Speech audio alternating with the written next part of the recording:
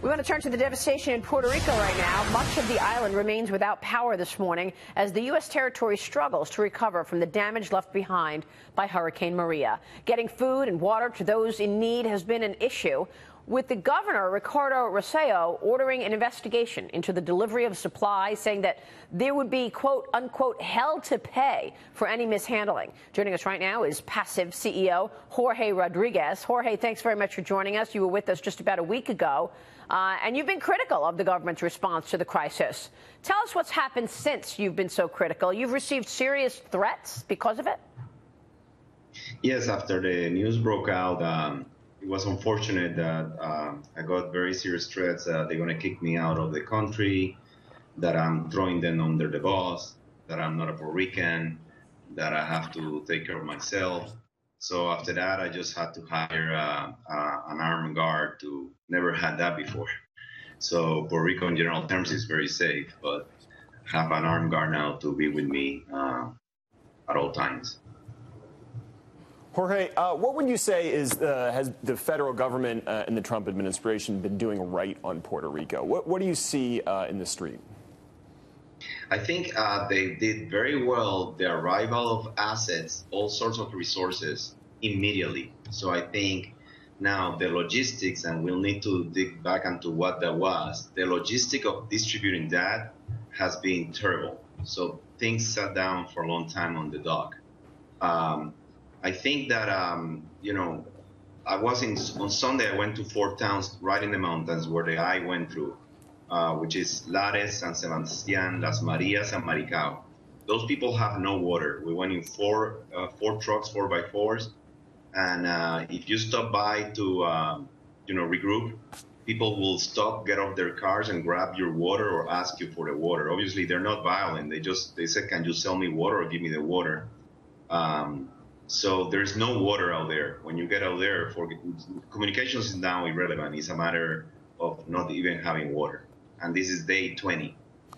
And is that where you see the main breakdown in the local government, that they haven't been able to distribute the water in particular out to the outlying areas? Yeah, if you take a step back, it's really they never follow the spoke hub methodology. They only have one center in the convention center where everyone is together with the federal government.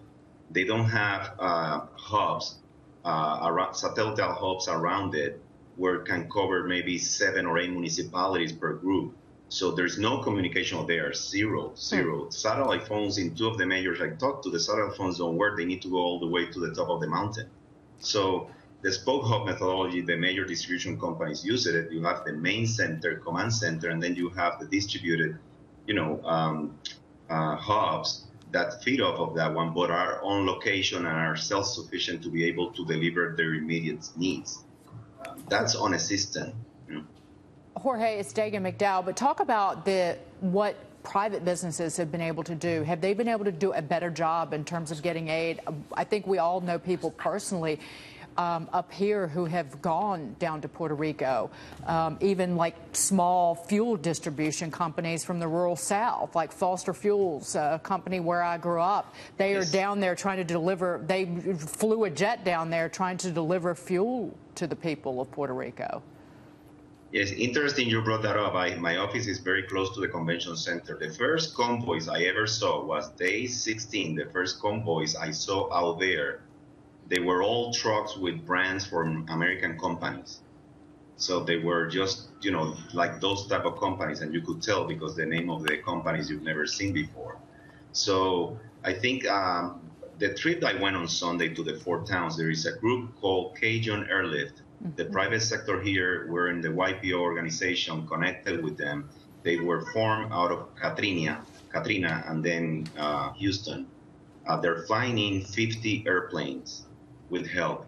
Basically, their goal and our goal is that we know tactically where things need to go to by visiting the towns and talking to the mayors and talking to the people.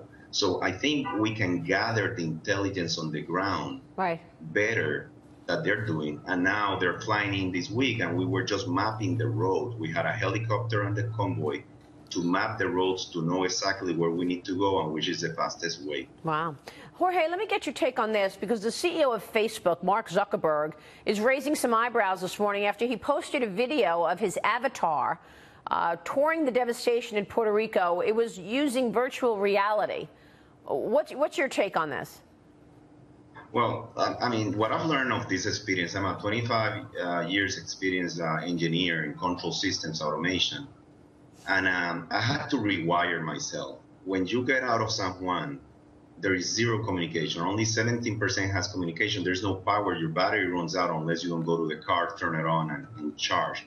So my first question is, how do they intend that to work out there without any signal? So hopefully satellite and the mountains allow you to use it if you're going to use it inside those areas.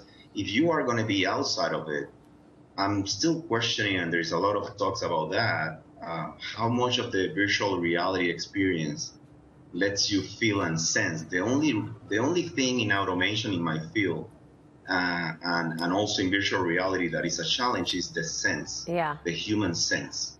And actually, that's what we experience when we go there, and makes us so furious and energizes us to try to help more because of the sensing we're getting. Sure. Jorge, thanks very much for joining us this morning.